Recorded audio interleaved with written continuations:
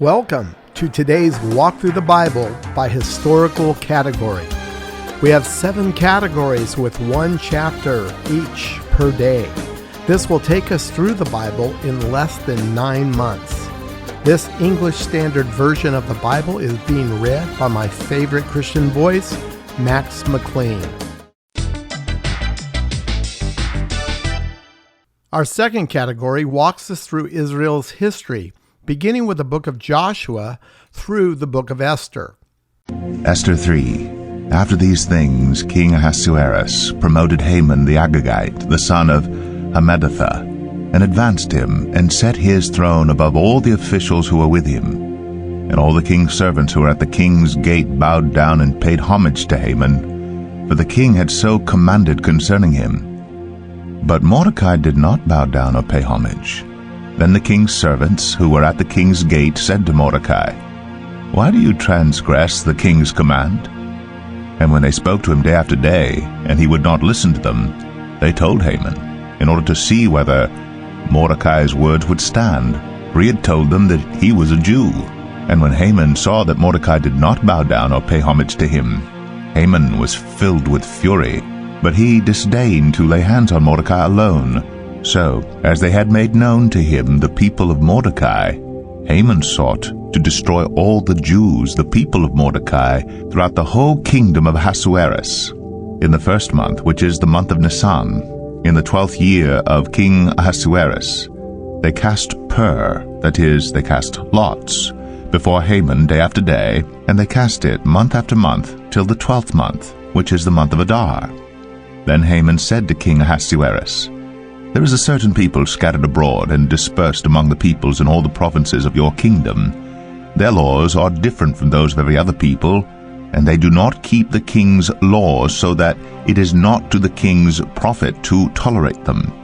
If it please the king, let it be decreed that they be destroyed, and I will pay 10,000 talents of silver into the hands of those who have charge of the king's business, that they may put it into the king's treasuries."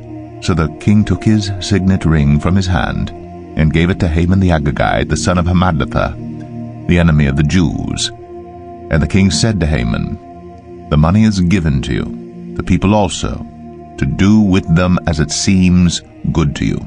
Then the king's scribes were summoned on the 13th day of the first month, and an edict according to all that Haman commanded was written to the king's satraps, and to the governors over all the provinces, and to the officials of all the peoples, to every province in its own script, and every people in its own language.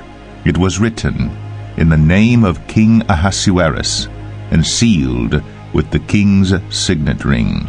Letters were sent by couriers to all the king's provinces with instruction to destroy, to kill, and to annihilate all Jews, young and old, women and children, in one day, the 13th day of the 12th month, which is the month of Adar, and to plunder their goods. A copy of the document was to be issued as a decree in every province by proclamation to all the peoples to be ready for that day. The couriers went out hurriedly, by order of the king, and the decree was issued in Susa the citadel. And the king and Haman sat down to drink, but the city of Susa was thrown into confusion. Our third category captures the sad reality of Israel's fall, beginning with the prophet Isaiah and continuing through the last book of the Old Testament, Malachi.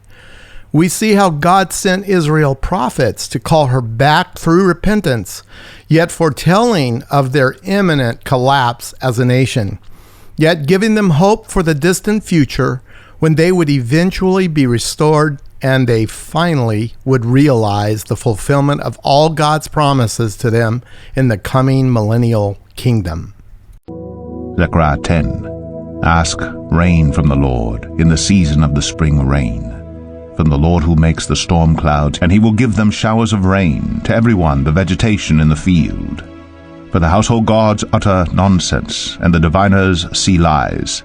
They tell false dreams, and give empty consolation. Therefore the people wander like sheep. They are afflicted for lack of a shepherd. My anger is hot against the shepherds, and I will punish the leaders. For the Lord of hosts cares for his flock, the house of Judah, and will make them like his majestic steed in battle. From him shall come the cornerstone, from him the tent peg, from him the battle bow, from him every ruler, all of them together. They shall be like mighty men in battle, trampling the foe in the mud of the streets. They shall fight because the Lord is with them, and they shall put to shame the riders on horses. I will strengthen the house of Judah, and I will save the house of Joseph. I will bring them back because I have compassion on them, and they shall be as though I had not rejected them. For I am the Lord their God, and I will answer them. Then Ephraim shall become like a mighty warrior, and their hearts shall be glad as with wine. Their children shall see it and be glad, their hearts shall rejoice in the Lord. I will whistle for them and gather them in, for I have redeemed them. And they shall be as many as they were before. Though I scattered them among the nations, yet in far countries they shall remember me, and with their children they shall live and return. I will bring them home from the land of Egypt, and gather them from Assyria, and I will bring them to the land of Gilead and to Lebanon, till there is no room for them. He shall pass through the sea of troubles, and strike down the waves of the sea, and all the depths of the Nile shall be dried up. The pride of Assyria shall be laid low, and the scepter of Egypt shall depart. I will make them strong in the Lord, and they shall walk in his name, declares the Lord. Our fourth category encompasses the books of the Old Testament known as the wisdom literature. These books include Job and Psalms, Proverbs, Ecclesiastes, and the Song of Solomon. Psalm 3. O Lord, how many are my foes? Many are rising against me, many are saying of my soul, there is no salvation for him in God. But you, O Lord, are a shield about me, my glory, and the lifter of my head. I cry aloud to the Lord, and he answered me from his holy hill. I lay down and slept. I woke again, for the Lord sustained me. I will not be afraid of many thousands of people who have set themselves against me all around. Arise, O Lord, save me, O my God. For you strike all my enemies on the cheek. You break the teeth of the wicked. Salvation belongs to the Lord. Your blessing be on your people. We have a bonus category, which is a daily dose of Psalm 119. This psalm, written by King David, and the way he laid it out was to have a natural division that we call stanzas. The divisions are the letters of the Hebrew alphabet. Each stanza represents one letter each of the 22 total letters. Here are verses 169 to 176 in stanza number 22, the final stanza of Psalms 119. Let my cry come before you, O Lord. Give me understanding according to your word. Let my plea come before you. Deliver me according to your word. My lips will pour forth praise, for you teach me your statutes. My tongue will sing of your word, for all your commandments are right. Let your hand be ready to help me, for I have chosen your precepts.